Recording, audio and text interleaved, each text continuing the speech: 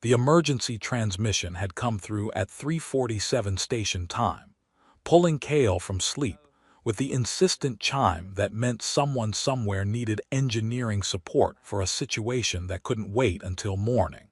He'd learned over 15 years of fieldwork that those calls ranged from actual emergencies requiring immediate response to situations that someone had decided were urgent for political rather than practical reasons. And he developed the skill of assessing which category applied within the first 30 seconds of reading the incident report. This one had been actual emergency. A Varan warrior whose armor had suffered critical damage during what the report vaguely described as combat incident in contested territory, and who needed immediate repair before the neural degradation caused permanent damage to her biological systems. The outer colony had exactly one person qualified to attempt the repair: Kale, whose 15 years of experience fixing things under impossible conditions had apparently convinced the administrator that he could handle xenobiological armor integration despite having exactly zero formal training in Varan technology. He'd spent 2 hours reviewing technical specifications for Varan biosynthetic armor, learning about neural interface protocols. He'd never worked with and integration systems that made human combat exoskeletons look primitive by comparison. The Varan had evolved on a high-gravity world where their natural bodies were vulnerable to their own planet's crushing conditions, and they developed technology that essentially made armor into extension of their biological systems, creating hybrid organisms that were part flesh, part machine, fully integrated into single functional entity. The damaged warrior, Lieutenant Sereth, according to the personnel file, had arrived at the colony 6 hours after the initial incident, and Kale had been given just enough information to understand that this repair was going to be complicated by factors beyond simple technical difficulty.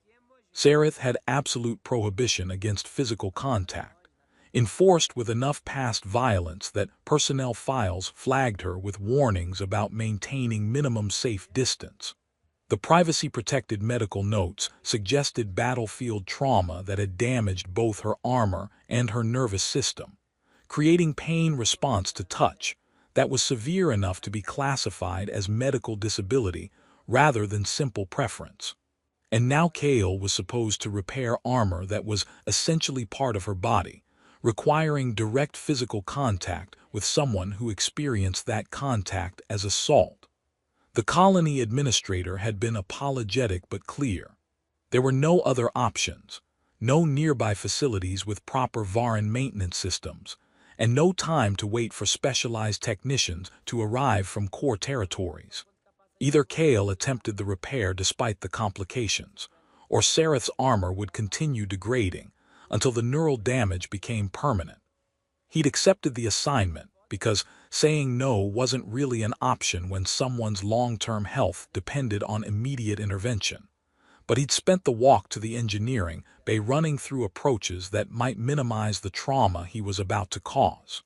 He'd worked on people before, had repaired combat exoskeletons while soldiers were still wearing them, had performed emergency maintenance on life support systems integrated with human tissue, had learned through necessity how to cause pain carefully when eliminating it entirely wasn't possible. But this was different.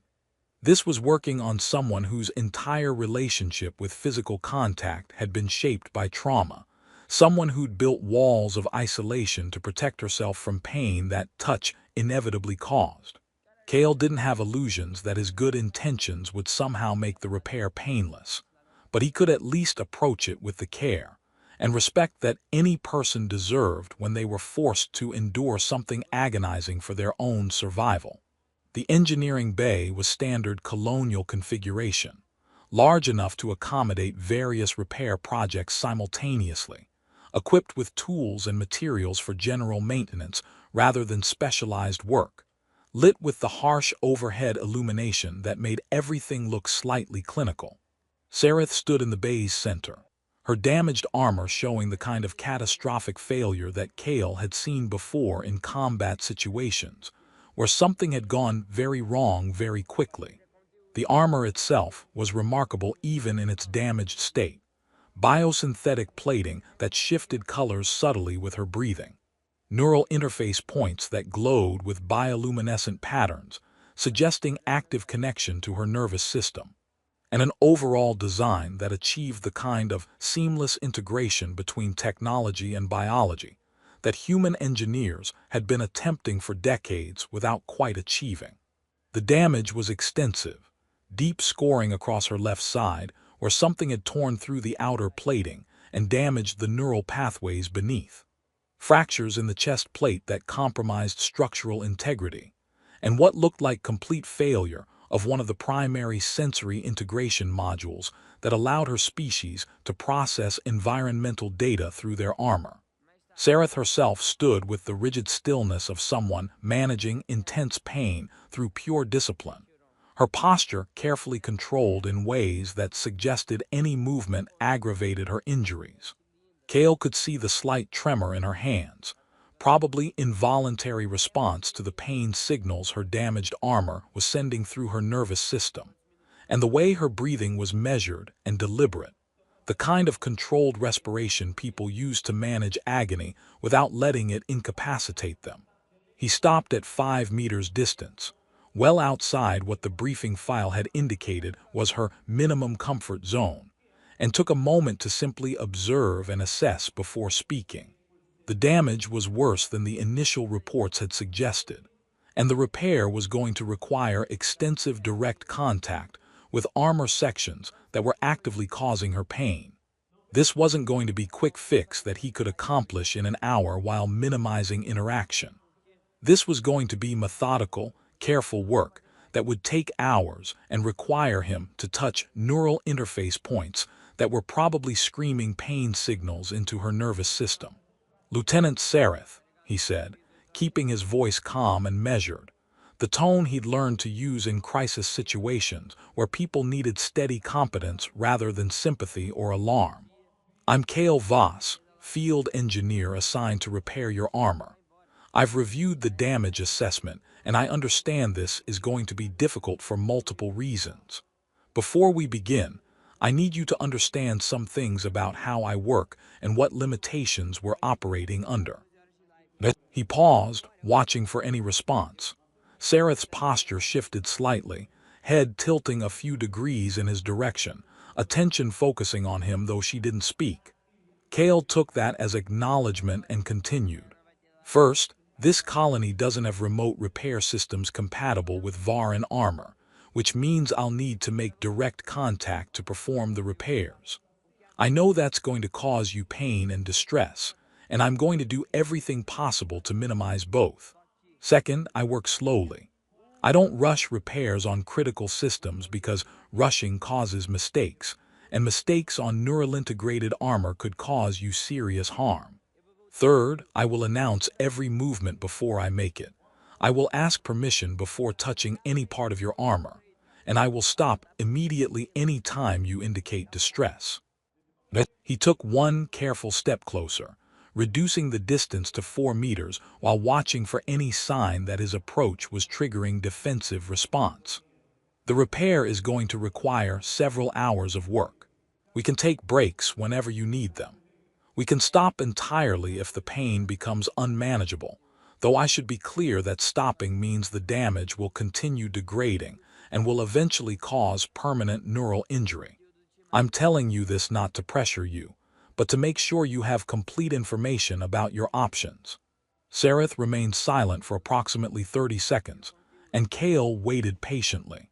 He'd learned that people processing difficult information needed time, and that rushing them into decisions just because silence felt uncomfortable was generally counterproductive. When she finally spoke, her voice carried the harmonic overtones characteristic of Varan speech, multiple frequencies layered together in ways that human vocal cords couldn't reproduce, but that human ears could perceive as unusually rich sound. "You cannot repair this armor without causing me agony. The neural pathways are compromised. Any contact with the damaged sections will register as injury to my actual body, as though you were pressing directly on exposed nerve tissue. Your good intentions will not change the biological reality of how my nervous system processes stimulus through damaged armor. There was resignation in her tone, acceptance of inevitable suffering, and Kale recognized that particular combination from other situations, where people had convinced themselves that pain was simply something to be endured rather than managed. "You're right that I can't eliminate the pain," he said, acknowledging the reality rather than offering false reassurance. "But I can work with you to manage it, to give you as much control as possible over the process, and to prioritize repairs that will restore function with minimal additional trauma. I've worked on damaged systems integrated with human nervous tissue. I've repaired combat equipment while people were still wearing it, and I've learned that even when pain is inevitable, how you approach causing it matters significantly for the person experiencing it." He took another careful step closer, now at 3 meters distance, still outside her established minimum zone, but close enough that she could probably read his facial expressions clearly. "I need to assess the damage directly before I can create a repair plan. That means examining your armor's exterior plating and neural interface points, understanding which systems are failing and in what sequence. I'll move slowly, I'll narrate what I'm doing before I do it, and you can tell me to stop at any point. Does that approach work for you, or do you need something different?" Sareth's posture shifted again, subtle movement that Kale couldn't quite interpret but that suggested she was processing his words against expectations she'd formed. "You're asking my permission. You're offering me control over the process." "Yes, this is being done to help you, not to hurt you, and that means you get to decide how we proceed. I have technical expertise about armor repair, but you have expertise about your own pain tolerance and what approaches might be manageable versus completely impossible." Kale gestured toward his workbench, where he'd laid out various tools and materials. "I can't give you control over whether the repair hurts, but I can give you control over when we work, how fast we go, and when we stop. That's not much, but it's what I can offer." Another long pause, and Kale waited patiently while Sareth appeared to be making calculations about risk and trust that he couldn't fully follow. Finally, she spoke again, her tone carrying something that might have been surprise or might have been cautious hope. "You may approach, you may assess the damage, but you will maintain verbal communication throughout the process, and you will stop when I indicate. If you violate those terms, I will defend myself, and the colony administration has been informed that I am not responsible for injuries caused to personnel who ignore my boundaries." "Understood and agreed," Kale said, taking that as permission to close the remaining distance.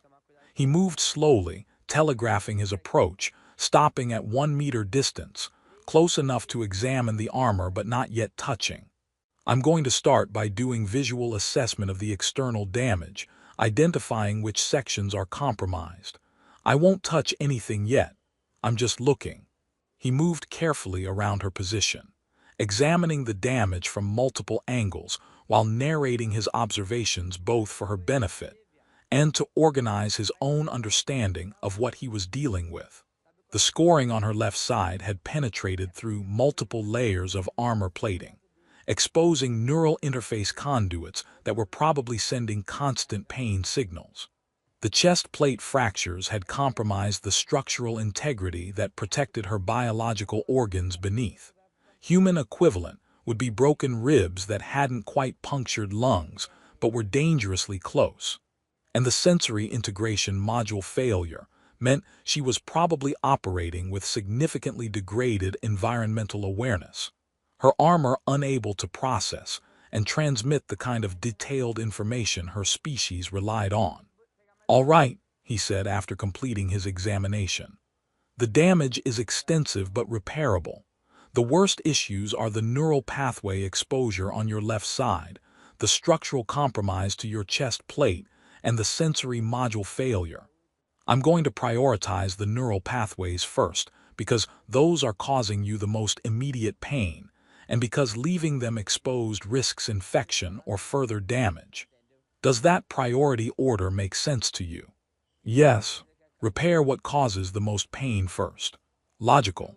Sareth's voice carried strain that suggested even standing still was requiring significant effort. How long will this take? For the neural pathway repair, probably 2 hours if everything goes smoothly, possibly longer if I encounter complications. I'll need to clean the damaged conduits, seal the exposed sections, and restore the protective plating. All of that requires direct contact with areas that are actively hurting you. Kale met her eyes, large, reflective, noticeably alien, but conveying emotion he could recognize even across species boundaries. I need you to understand that this is going to be painful, possibly more painful than the current damage because I'll be manipulating the injured areas. I'll go as carefully as I can, but I can't make it not hurt. I understand. Proceed. The resignation was back in her voice, the sound of someone preparing to endure torture for necessary outcome. Kale took a breath, centered himself the way he'd learned to do before performing delicate work under pressure, and prepared to cause someone pain with the same careful attention he brought to preserving their well-being. I'm going to touch your left shoulder plate now, at the edge of the damaged area. I'm starting there because it's away from the worst injury. Sareth had been preparing for this moment since the colony administrator had informed her that repair would require human engineer working through direct contact, and she thought she was ready for the pain that touch would cause. 3 years since the battlefield incident that had shattered both her armor and her ability to tolerate physical contact, and she'd learned to manage the agony through controlled breathing, mental discipline, and the certain knowledge that any touch would eventually end if she could just endure long enough. But the human's touch was different in ways she hadn't anticipated, and it took her several seconds to identify what made it different. He'd made contact exactly where he'd said he would, at the precise moment he'd indicated, with pressure that was firm enough to be stable but gentle enough that it didn't trigger the worst of her pain responses. And he'd stopped immediately after making contact, not progressing further, not moving his hand, just holding position while her nervous system processed the stimulus and her brain worked through the difference between expected assault and actual careful placement. I'm maintaining contact with your shoulder plate, the human, Kale, said in that same measured tone he'd been using throughout, the voice of someone narrating their actions for listener who needed complete information to maintain sense of control. I can feel the armor's temperature regulation system still functioning in this section, which is good. I'm going to slide my hand slowly toward the damaged area now, about 5 centimeters, following the line of the shoulder joint. Movement beginning now. His hand moved exactly as described, slowly enough that Sareth could track the progression, and she felt her pain response spike as he approached the damaged neural pathways.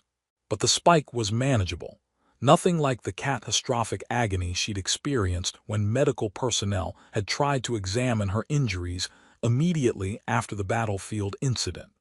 That examination had involved multiple people, rapid movements, and the kind of clinical efficiency that treated her body as object to be assessed rather than person experiencing the assessment. This was different. Kale was treating her armor as though it were part of her, which it was, though most non-Varan never quite grasped that reality, and treating her nervous system's responses as information to be respected rather than obstacles to be overcome. I'm at the edge of the damaged section now, he said, his hand stopping before reaching the worst of the injury. I can see the exposed neural conduits from here. I'm going to need to clean the damaged pathways before I can seal them, and that's going to require direct contact with the exposed sections. This is going to hurt significantly more than what I've done so far. Do you need a break before I continue, or do you want me to proceed? The question surprised her. Medical personnel didn't usually offer breaks, didn't ask permission once procedure had begun. They worked according to their own schedules and protocols, and patients were expected to endure whatever discomfort resulted. But Kale was offering her choice, treating her pain as factor to be considered in the repair planning rather than simply inevitable consequence. Sarith paused, processing the unfamiliar situation. I can continue, but you will maintain verbal communication. I need to know what you're doing at every moment. Agreed. I'm going to reach into my tool kit now. It's on my belt right side, and retrieve the cleaning solution and application tool. Movement beginning now. She watched him retrieve the tools with the same slow, deliberate precision he'd used for everything else, and some part of her brain that wasn't consumed with managing pain registered that this human moved the way explosives technicians moved, the way people diffusing dangerous situations moved. Every action careful, every movement telegraphed, nothing rushed or imprecise. I'm holding the cleaning solution applicator now, he said, showing her the tool so she could see exactly what he'd be using. This is designed for neural pathway maintenance on human combat exoskeletons, so it's compatible with biosynthetic systems. I'm going to apply it to the first exposed conduit, the one at approximately 10 o'clock relative to your shoulder joint. The solution will sting when it makes contact with the damaged tissue, and you'll probably feel it as burning sensation along the neural pathway. Application beginning in 3, 2, 1. The sting he'd warned about translated to searing pain that shot through her shoulder and down her arm, and Sarith felt her breathing accelerate involuntarily. But Kale had stopped again, holding position, not progressing to the next conduit, just maintaining the application while her nervous system processed the stimulus. I know that hurts, he said quietly. I'm going to hold this position for 10 seconds while the cleaning solution works, and then I'll move to the next conduit. You're doing well. Your breathing is controlled, and you haven't asked me to stop, which means you're managing the pain effectively. We'll get through this together. The acknowledgement of her pain, the recognition that she was managing it well, the assurance that they were proceeding together rather than him simply working on her. All of it was so different from her previous experiences with medical procedures that Sarith found herself struggling to process the emotional impact while simultaneously managing the physical agony. 10 seconds complete, Kale said. I'm removing the applicator from the first conduit, moving to the second conduit now, the one at approximately 11 o'clock. Same procedure, same duration. Application beginning in 3, 2, 1. They continued like that for nearly an hour, Kale methodically cleaning each damaged neural pathway while narrating every movement, offering breaks that Sarith sometimes accepted and sometimes declined, adjusting his pace based on her breathing and posture. He developed what appeared to be a system for reading her distress levels. When her breathing became too rapid, he'd pause. When her hands started trembling beyond the baseline tremor, he'd offer break. When she went completely rigid, he'd stop entirely until she gave verbal permission to continue. He was causing her significant pain. There was no denying that reality.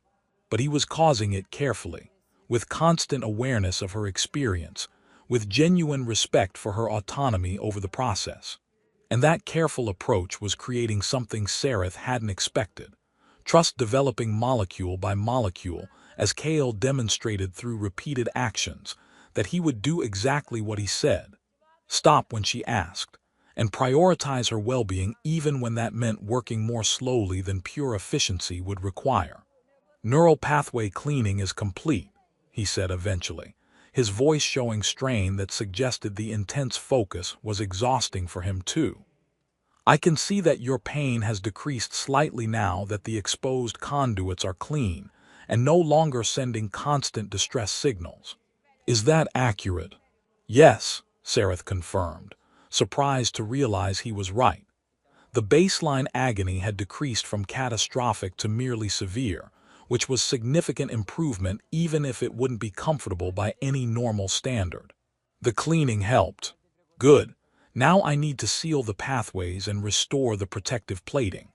The sealing process is going to involve direct contact with the neural tissue, which will hurt, but it should hurt less than the cleaning did because the conduits are no longer actively damaged. I'll work in the same systematic way, one pathway at a time, with verbal warning before each action. Do you want to take longer break before we continue, or should I proceed? Sarith considered the question. The pain was currently manageable, and she'd learned over the past hour that Kale's approach made the suffering endurable in ways she hadn't experienced before. Longer break would just extend the overall duration, would give her more time to dread the next phase. Proceed, she said, but maintain the same communication pattern. I need the warnings. Understood. I'm retrieving the neural sealant and application tool now. The sealing process was indeed less agonizing than the cleaning had been, though it still involved pain that Sarith would have found intolerable under other circumstances. But Kale maintained his methodical approach, narrating every action, pausing when her distress spiked, offering encouragement that acknowledged the difficulty without being patronizing. What surprised her most was realizing that she'd started to anticipate his movements, started to prepare for the pain based on his warnings in ways that made the experience manageable. He was training her nervous system to expect careful, controlled contact rather than random assault, and that predictability was allowing her to maintain composure that she'd thought impossible after her injury. Final neural pathway sealed, Kale said, and Sarith heard genuine satisfaction in his voice. Now I need to restore the protective plating over the repaired sections. This requires bonding the biosynthetic material to your existing armor, which will feel like pressure and heat rather than sharp pain. The bonding process takes approximately 10 minutes per section, and I'll need to maintain steady contact throughout. Can you tolerate 10 minutes of continuous contact? Or do we need to attempt alternative approach? 10 minutes of continuous touch. Sarith's immediate instinct was to refuse, to insist that anything beyond brief necessary contact was impossible. But she just endured an hour of Kale carefully working on her most damaged neural pathways, and his approach had been manageable, different, safe in ways she'd thought she'd never experience again. I can attempt it, she said, her voice carrying uncertainty that she rarely allowed others to hear. But you will warn me if you need to adjust your grip or change position. No unexpected movements. Agreed. I'm positioning the protective plating now, aligning it with the damaged section. You'll feel it as cool pressure against your shoulder. Material contact beginning in 3, 2, 1. The plating made contact, and Sarith felt her whole body want to pull away from the sensation. But Kale's other hand, she hadn't even noticed him positioning it, was resting gently on her undamaged right shoulder, providing stable counterbalance that prevented her from jerking away from the repair site. I have contact with both shoulders now, he said calmly.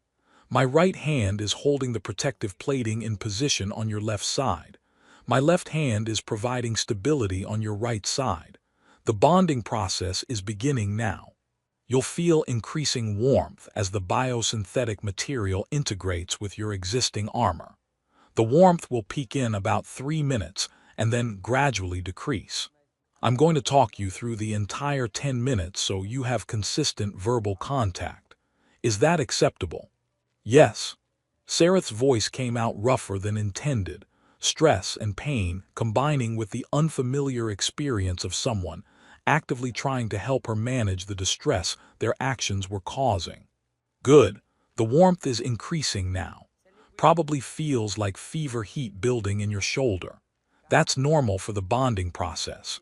The biosynthetic material is integrating with your neural pathways, establishing connections that will allow it to function as part of your armor's sensory network.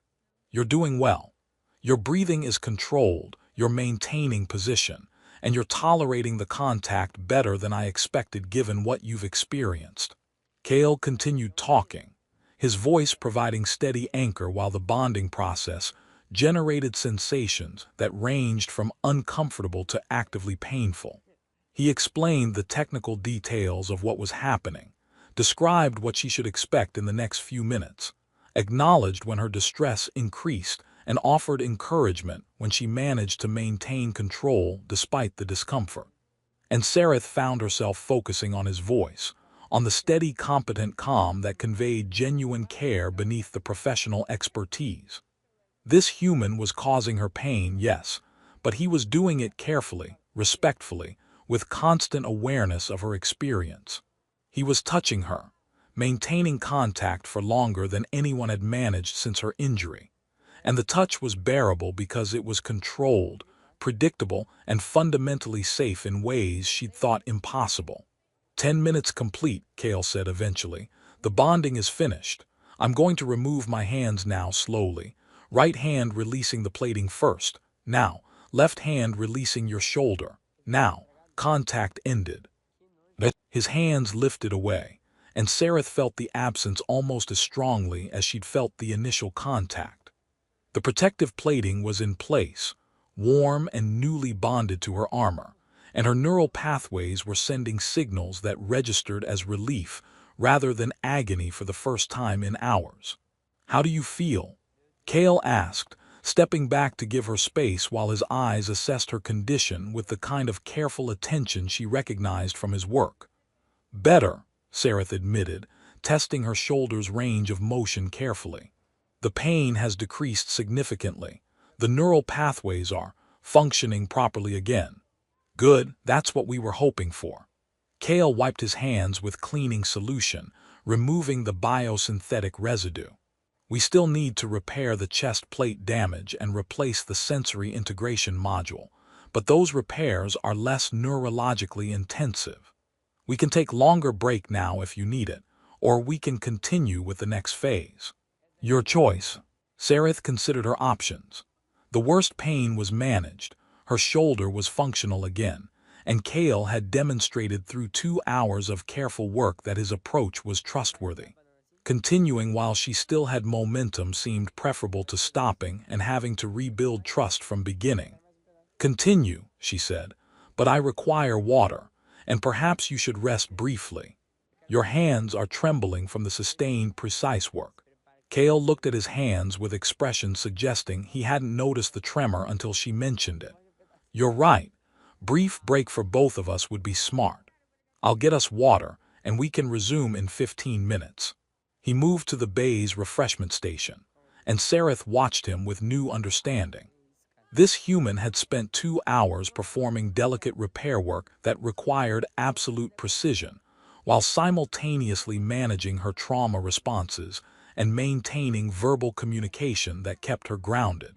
He'd been working as hard as she had, just in different ways, and his care for her well-being extended to recognizing when his own capabilities needed brief recovery. For the first time in 3 years, Sareth felt something other than dread about necessary physical contact with another person. She felt possibility, the tentative hope that maybe touch didn't have to be assault, that maybe her injury hadn't permanently destroyed her ability to tolerate the kind of interaction that her species needed for proper armor maintenance. Cale returned with water, maintained respectful distance, while they both recovered from the intense work. And Sareth found herself actually looking forward to continuing the repair rather than simply enduring it. Perhaps, she thought, humanity's strength wasn't in force or superior technology. Perhaps it was in this, the careful restraint, the genuine empathy, the willingness to work slowly and respectfully even when faster approaches were technically possible. Perhaps trust could be rebuilt molecule by molecule, through patient, careful contact that honored boundaries while gently expanding them. And perhaps even the most untouchable beings could find safety in human hands.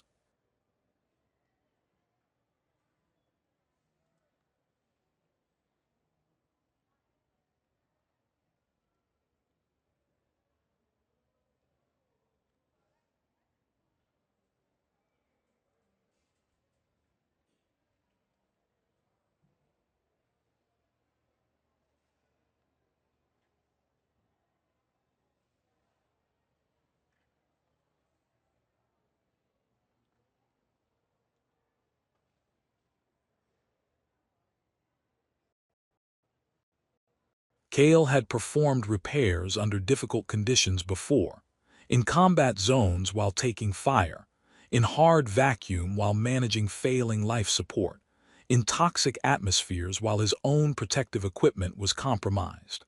He'd learned to work through stress, pain, and fear, while maintaining the focus that kept people alive and systems functional. But he'd never performed repair work that required him to simultaneously manage someone else's trauma responses while working on equipment integrated with their nervous system. And the cognitive load was proving exhausting in ways that pure technical challenge never quite achieved. The 15-minute break helped. He drank water, stretched muscles that had been held rigid for hours of precise work, and reviewed the next phase of repairs while his hands steadied and his mind processed what had just occurred. He'd successfully repaired Sareth's neural pathways, had maintained physical contact for extended periods, and most surprisingly, had established enough trust that she was choosing to continue rather than fleeing the situation despite having every reason to find the experience traumatizing. The chest plate repair would be technically simpler but potentially more psychologically difficult. The damage was structural rather than neurological, which meant less direct pain but more intimate contact. He'd need to work close to her torso, to handle plating that protected her vital organs, and to maintain that contact while bonding material sealed fractures that had compromised her body's core protection. He approached the resumed work with the same methodical care, narrating his intentions and waiting for explicit permission before proceeding. "I'm going to assess the chest plate damage now. I'll need to work closer to your center mass, which means standing directly in front of you at very close range. Is that going to trigger defensive responses, or can you tolerate that proximity?" Sareth was quiet for a moment, and Cale watched her process the question. She'd been managing better than he'd expected, but he knew that trauma responses weren't always predictable, and that pushing past manageable stress into overwhelming territory could undo all the trust they'd built. "I can tolerate it," she said finally, "but you will maintain verbal communication, and if I indicate that proximity is too much, you will step back immediately." "Agreed. I'm moving to stand in front of you now, approximately half a meter distance. Movement beginning, now."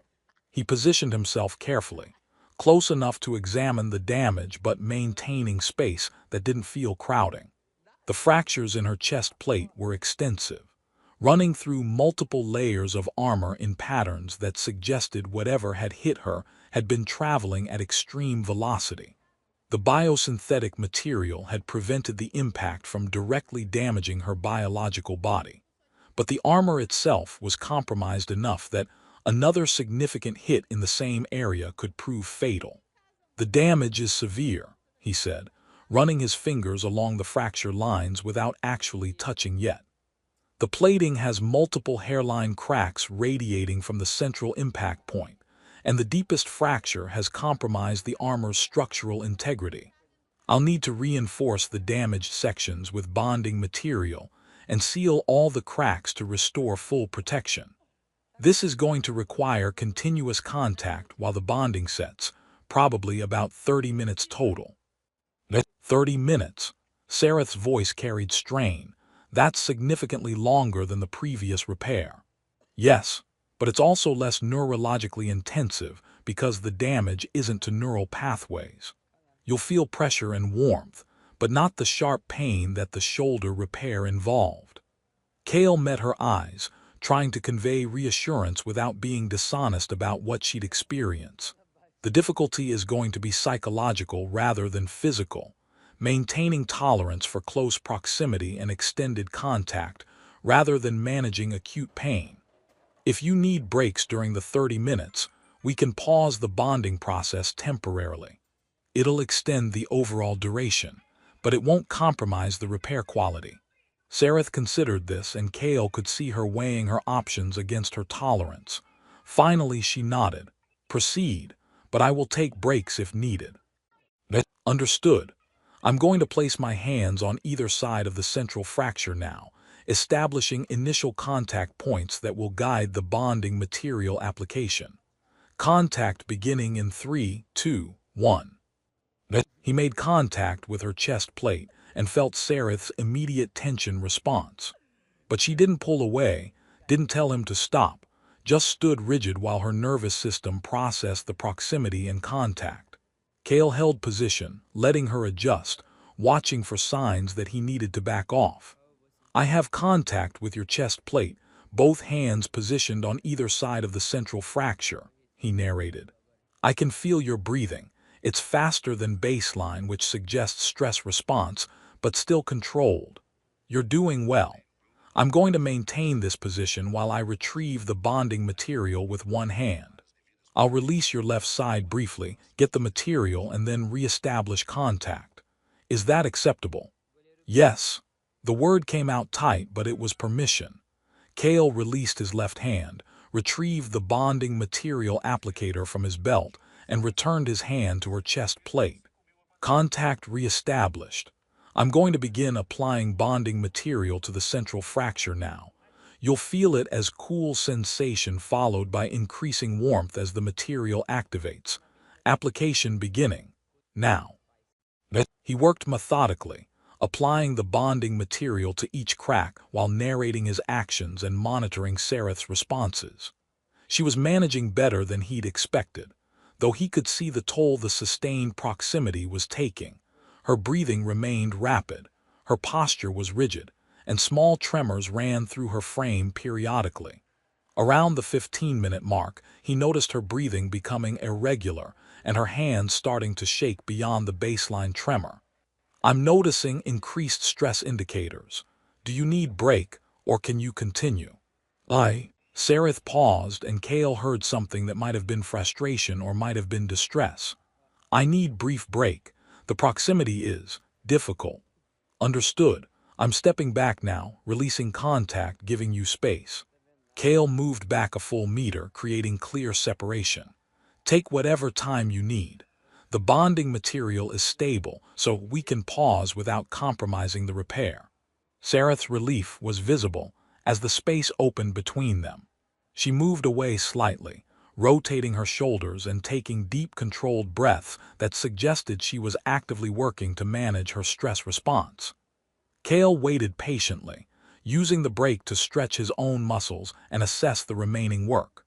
After approximately 5 minutes, Sareth spoke again. "I'm ready to continue, but I need to understand something first." "What do you need to understand?" "Why you work this way. Other medical personnel, other engineers, they work efficiently, quickly, with minimal consideration for patient comfort. They say that speed reduces overall suffering, that professional distance is necessary for maintaining objectivity. You work slowly, you prioritize my comfort over efficiency, and you maintain constant engagement rather than professional distance. Why?" Kale considered the question, trying to articulate something he'd learned through experience rather than formal training. "Because you're not just a system to be repaired.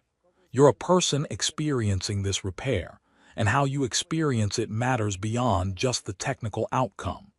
Fast, efficient repair that traumatizes you might be successful by medical standards, but it's a failure if it makes you unable to tolerate necessary maintenance in the future. I work slowly because slow work done with your cooperation is more sustainable than fast work done despite your resistance." He gestured toward her repaired shoulder. "And professional distance might help the engineer maintain objectivity, but it doesn't help the patient maintain control over what's being done to their body. You're not my enemy or my opponent in this process. We're collaborating to fix your armor while minimizing your suffering. That collaboration requires engagement, not distance." Sareth was quiet for a long moment, processing his response. "Your approach is unusual for your species. Humans are generally known for efficiency and pragmatism." "Some humans are. Others recognize that efficiency isn't the only value worth optimizing for." Kale smiled slightly. "I've found that taking time to do things carefully creates better long-term outcomes than rushing to achieve short-term goals, especially when those goals involve people rather than just machines. Your philosophy would be valued among my people. We prioritize long-term sustainability over short-term efficiency."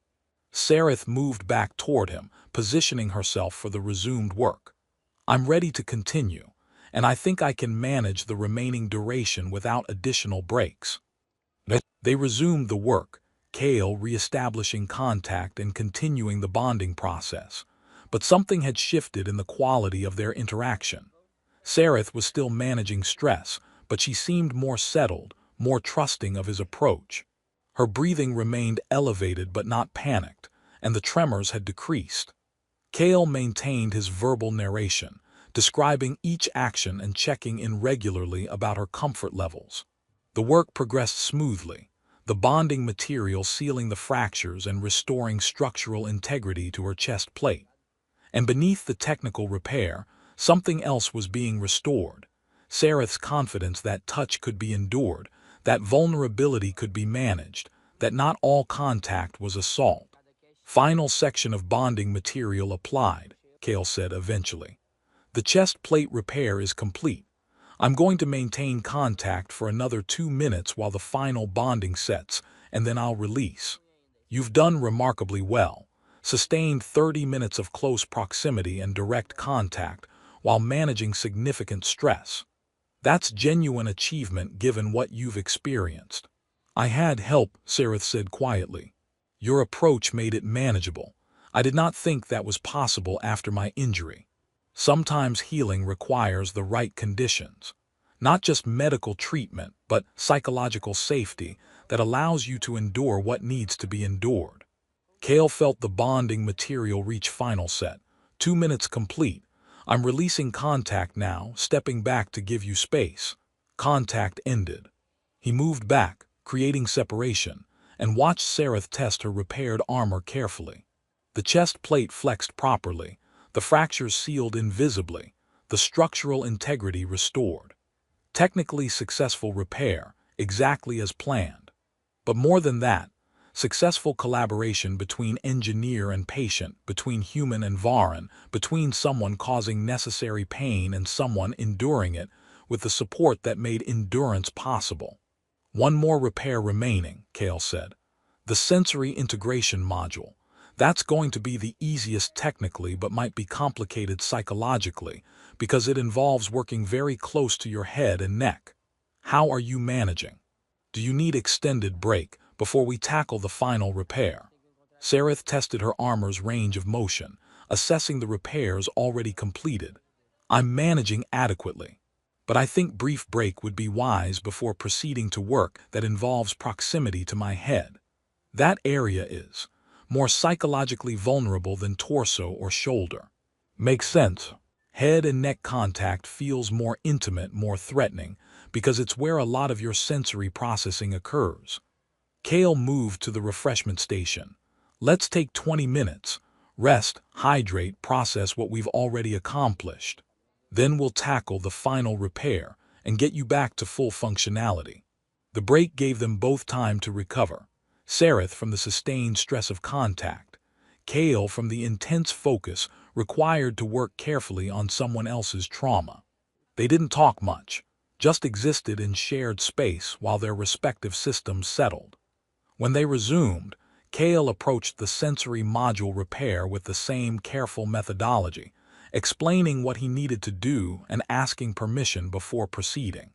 The module itself was located at the base of Sareth's neck, where it integrated with her armor's neural network to process environmental data and transmit it to her biological senses. Replacing it required working in close proximity to her head, hands near her neck and shoulders, maintaining steady contact while the new module bonded with existing systems. It was intimate in ways that made even Kale slightly uncomfortable, and he knew it had to be significantly worse for Sareth given her history. But she endured it, managed the proximity, tolerated the contact, worked with him to complete the repair that restored her full sensory capabilities. And by the end, when Kale stepped back and confirmed that all repairs were complete, Sareth stood with fully functional armor for the first time since the battlefield incident. All repairs complete, Kale said, satisfaction evident in his voice. Neural pathways sealed and functional, chest plate structurally sound, sensory integration module operational. You're back to full capability. Sarith tested her systems, and Kale watched her expression shift from careful assessment to something approaching wonder as she realized that yes, everything was working properly. And yes, she'd endured the repair without breaking despite her trauma. "You did it," she said quietly.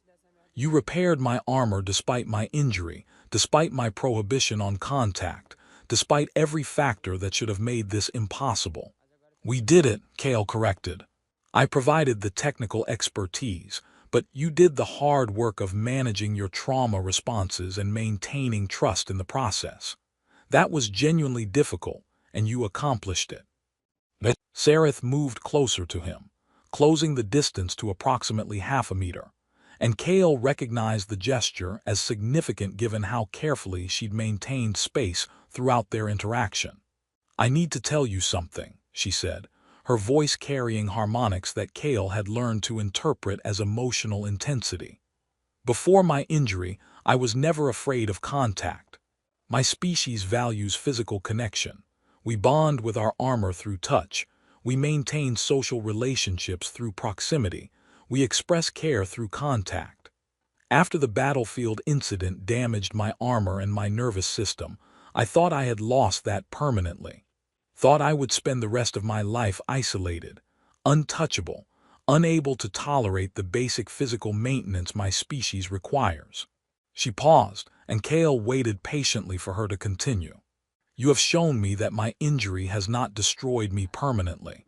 That with the right approach, with care and respect and genuine empathy, I can tolerate contact, can rebuild what was damaged, can perhaps eventually return to the kind of physical connection that my species values." Her hand moved toward him, hesitated, and Kale realized she was asking permission for contact without using words. "You can touch my arm if you want," he said quietly. "I'm honored that you'd trust me with that." Sareth's hand made contact with his forearm, resting there with the same careful control Kale had used throughout the repair. He felt slight tremor in her hand, but also deliberate choice to maintain the contact despite her trauma. "Thank you," she said, "for repairing my armor, for treating me with respect, for demonstrating that humanity's strength is not in force but in restraint and empathy. You have given me back something I thought I had lost forever." "You're welcome," Kale replied, genuinely moved by her trust. "And if you need future maintenance, I'm here. We've built foundation now. Next time will be easier." They stood together for a moment. Connection maintained through simple contact that represented genuine achievement for someone who'd thought touch was permanently beyond her tolerance. Then Sareth stepped back, releasing his arm, creating space again but without the fear that had characterized her earlier distance. The repair was complete. The armor was functional. And beneath those technical achievements, something more significant had been restored: trust, possibility, and the understanding that even the deepest trauma could be addressed through patient, careful care that honored both the injury and the person experiencing it. Kale filed his repair report noting technical success, but he knew the real achievement wasn't in the armor specs. It was in the careful rebuilding of one person's ability to tolerate what they'd thought was impossible, one molecule of trust at a time.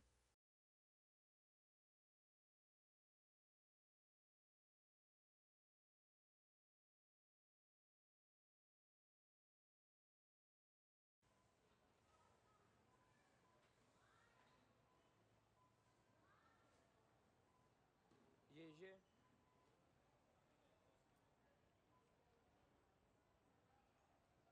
tamo de volta. Moleque, pra lá essa internet é horrível.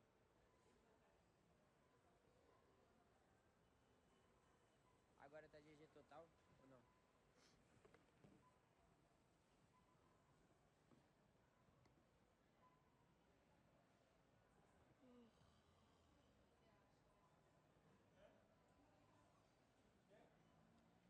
E quando tá caindo a live agora nem mostra os clipes, né, mano?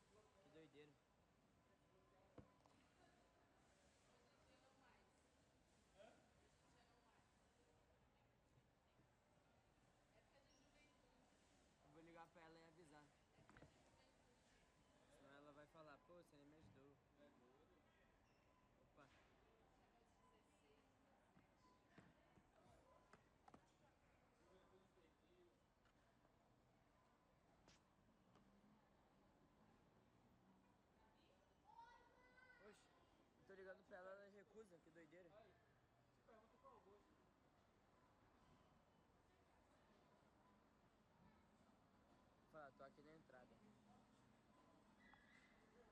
3 weeks after the repair, Kale received message requesting his presence at the colony's diplomatic reception hall. The message was from Sereth, phrased formally, but carrying undertone that suggested this was something more than standard administrative contact. He arrived at the specified time to find her waiting in the hall's observation area, her armor gleaming with the kind of perfect maintenance that indicated she'd been attending to it regularly rather than avoiding necessary care. "Commander Voss," she greeted him, using his rank rather than just his name. "Thank you for meeting with me. Lieutenant Sereth, you're looking well, armor functioning properly." Kale's engineer instincts kicked in automatically, assessing her systems for any signs of recurring damage or incomplete repair. "Perfectly. Your work was exceptional, both technically and—" She paused, searching for words, "psychologically. I've been able to perform routine maintenance on my armor without significant distress. That's achievement I did not think possible after my injury. I'm glad the repairs held up and that you're managing the ongoing care.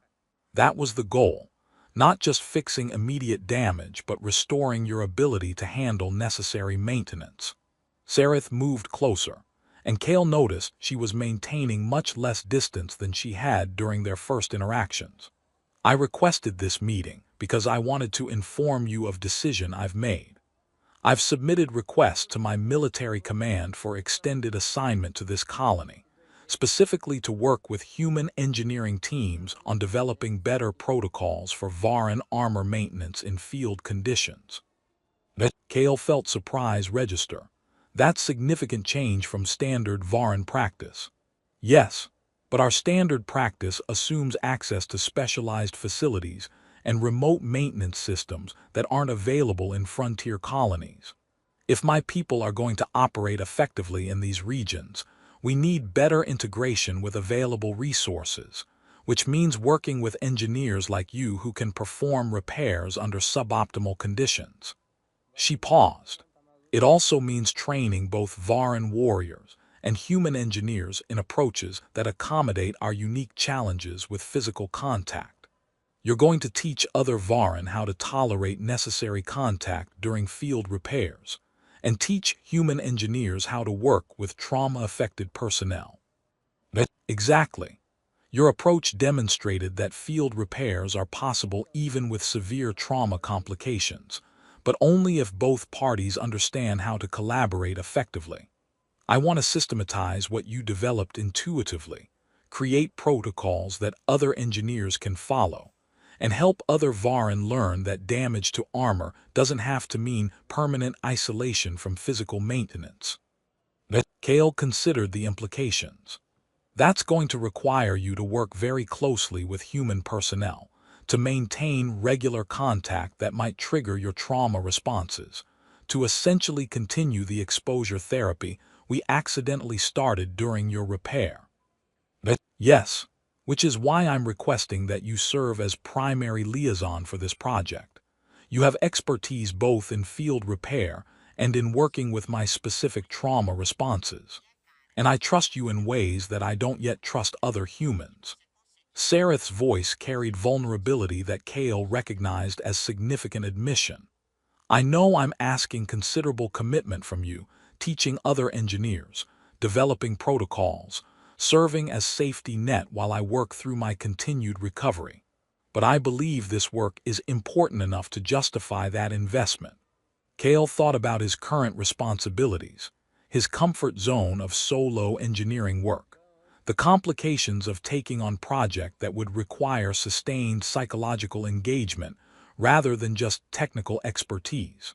Then he thought about Sereth standing rigid with pain while he repaired her armor, about the careful trust they'd built molecule by molecule, about the possibility that their collaboration could help other people who'd experienced similar trauma. "I'm interested," he said finally. "But I need to be honest, I'm not trained therapist or counselor. I worked with your trauma intuitively based on engineering principles and basic human empathy, but I don't have formal expertise in psychological treatment."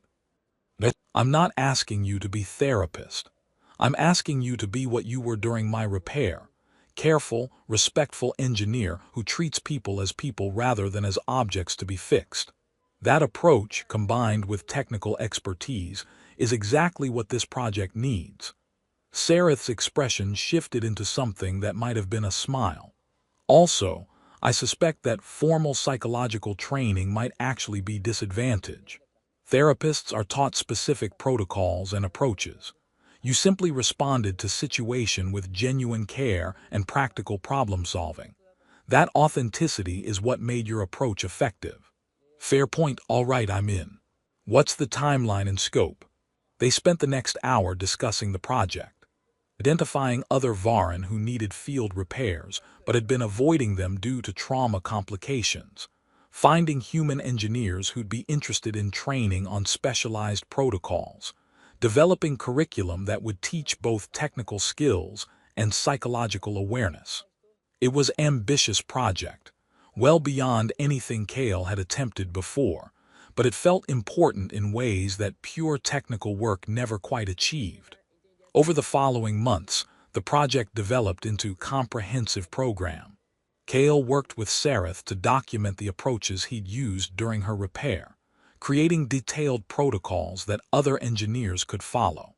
They identified key principles: verbal narration of all actions, explicit permission seeking before contact, immediate stops when distress indicated, breaks offered proactively rather than waiting for patient to request them, acknowledgement of pain rather than dismissing it, treating the repair as collaboration rather than procedure done to passive patient.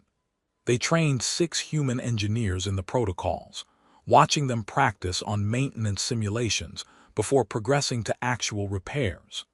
Kale discovered he was better at teaching than he'd expected, able to articulate the principles he'd developed intuitively and help other engineers understand both the technical and psychological dimensions of the work. Sareth worked with 3 other Varan warriors who'd been avoiding necessary armor maintenance due to trauma complications.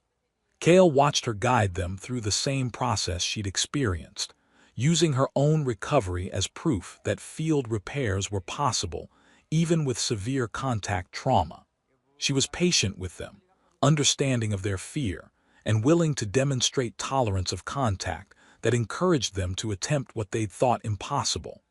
The program's first major success came when one of the traumatized Varan, a warrior named Kelith who'd been operating with compromised armor for nearly a year, allowed one of the trained human engineers to perform repairs that restored his full combat capability. The repair took nearly 6 hours because Kelith's trauma was even more severe than Sareth's, but the engineer maintained the protocols throughout, and Kelith endured the necessary contact without breaking. Kale observed the repair from a distance, ready to provide backup if needed, but trying not to interfere with the engineer's developing confidence. When it concluded successfully, when Kelith stood with fully functional armor, and the engineer stepped back with visible relief and pride, Kale felt something he rarely allowed himself in engineering work: genuine emotional satisfaction that transcended technical achievement. Sareth found him after the repair concluded. I saw, your training worked. Kelith managed the contact, the engineer followed the protocols, and the repair was successful. That's proof the approach can be systematized beyond just you and me.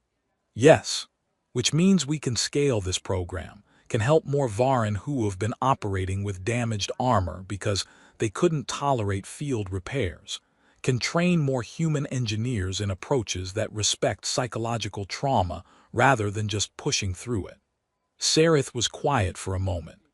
I never thought I would be grateful for my battlefield injury, but without it, I would never have needed your help, would never have discovered that healing was possible, would never have developed this program that's helping others recover what they thought was permanently lost. Sometimes the worst experiences create opportunities for growth we couldn't access otherwise, Kale observed. Though I wouldn't wish trauma on anyone just for the learning opportunities it provides. Nor would I, but since we endured it anyway, might as well extract some value from the suffering. Sareth's hand moved to rest briefly on his shoulder, casual contact that represented genuine achievement for someone who'd experienced touch as assault just months earlier. Thank you, Kale, for fixing my armor, for helping me heal, for developing this program with me. You've given me back more than just functional equipment. You've given me back belief that I can recover, that my injury doesn't define me permanently, that trust can be rebuilt even after catastrophic damage. You did most of the hard work. I just provided safe conditions for you to attempt what you thought was impossible. Safe conditions are exactly what trauma recovery requires. You gave me that, the safety, the control, the respect that allowed me to endure necessary contact rather than fleeing from it. She removed her hand, creating space again, but the contact had been genuine choice rather than forced endurance. I'm going to continue this work. Going to help as many Varan as I can learn that trauma doesn't have to mean permanent isolation, that field repairs are possible even with severe contact complications, that healing can occur molecule by molecule through patient careful care. And I'll keep training engineers in approaches that honor psychological trauma while accomplishing necessary technical work, Kale replied. Seems like sustainable partnership. The program continued to develop over the following year, creating formal protocols that were eventually adopted by military organizations across multiple species. The approach Kale had developed intuitively during Sareth's repair became standard practice for working with trauma-affected personnel, saving countless individuals from the choice between enduring agonizing procedures or accepting permanent damage. Kale's role expanded beyond simple engineering into something more complex: teacher, protocol developer, occasional counselor for engineers struggling with the psychological demands of careful trauma-aware work. It was different from his previous solo technical focus. Required skills he'd had to develop through practice rather than training, but it felt important in ways that pure equipment repair never quite achieved. Sareth became recognized expert in trauma recovery and field repair protocols, speaking at military conferences and training programs across multiple sectors. She maintained her close working relationship with Kale, the trust they'd built during her initial repair serving as foundation for ongoing collaboration that helped hundreds of others recover what they'd thought was permanently lost. 5 years after the initial repair, during a routine maintenance session where Sareth was demonstrating proper field repair protocols to a class of new engineers, Kale watched her tolerate sustained contact with minimal distress and remembered the rigid, frightened warrior who'd stood in his engineering bay preparing to endure torture for necessary outcome. She'd healed. Not completely. Trauma didn't simply disappear, and she still experienced discomfort with unexpected contact, but substantially enough that she could perform her duties, maintain her armor, and even serve as teacher helping others navigate similar challenges. And she'd done it through the same process Kale had used during that initial repair. One molecule of trust at a time, one careful contact at a time, one moment of choosing to endure rather than flee at a time, building recovery through patient sustained effort rather than expecting sudden transformation. After the class concluded, Sareth found him reviewing the equipment. 5 years since you repaired my armor. Hard to believe it's been that long. Time passes quickly when you're busy helping people recover from trauma and developing protocols that save lives, Kale observed. Though I admit I never expected that one emergency repair would turn into career-defining work. Best outcomes often emerge from unexpected situations. You certainly didn't plan to become expert in trauma-aware engineering practices when you woke up to that emergency call. Sareth smiled. But you adapted, learned, and created something valuable from difficult situation. That's genuine achievement. We both adapted. You did most of the hard work of recovery, with your support making that recovery possible. Partnership, Kale. That's what made this work. Your technical expertise and psychological awareness combined with my lived experience and determination to heal. Neither of us could have accomplished this alone. They stood together in comfortable silence, partnership built through shared work and mutual respect, and Cale reflected on the strange path that had led from emergency armor repair to comprehensive trauma recovery program. Sometimes, he thought, the most important work emerged from simply treating people with care and respect, from recognizing that technical expertise alone wasn't sufficient when working with human or alien beings who experience the work being done to their bodies. Sometimes healing required the right conditions: safety, control, respect, and the patient careful contact that rebuilt trust molecule by molecule. And sometimes the most untouchable beings could find safety in human hands, not through force or superior technology, but through restraint, empathy, and the genuine commitment to working with rather than on the people who needed help.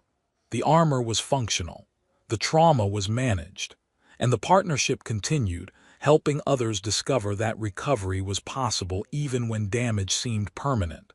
That, Cale reflected, was achievement worth celebrating.